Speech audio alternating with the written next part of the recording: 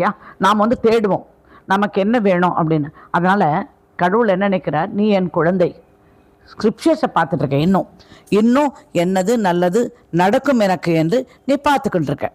அந்த பார்த்துட்டு இருக்கிற அந்த விஷயம் இருக்கே, அதில் என்ன அப்படின்னா, நீ என் மேல் மிக நம்பிக்கை வைத்திருக்கிறாய். உன் நம்பிக்கை வீண் போகவில்லை, நீ நினைப்பது நடந்துவிடும் அப்படின்னு. நான் உன்னை பற்றி, கடவுளுக்கு நம்மளை பற்றி ரொம்ப பெருமை. என் குழந்தை நல்லது செய்யுது, 4 பேருக்கு சாப்பாடு போடுது, எல்லாரையும் கவனிக்குது, உண்மையாக நடந்துக்குது, கடுமையாக உழைக்கிறதுனா அவரை விட யாருமே உங்களை பார்த்து சந்தோஷப்படுறதுக்கு ஆள் கிடையாது. அப்புறம் நீ நம்பிக்கையோடு போராடி கொண்டிருக்கிறாய். இது நடக்காது அப்படின்ற விஷயமே கிடையாது. ஓகேங்களா? நம்பிக்கையோடு போராடி கொண்டிருக்கிறாய். அதுவும் கடவுளுக்கு மிக உகந்த செயலாகும். எனவே ஒவ்வொரு காரியங்கள் செய்யும் போதும் நீங்கள்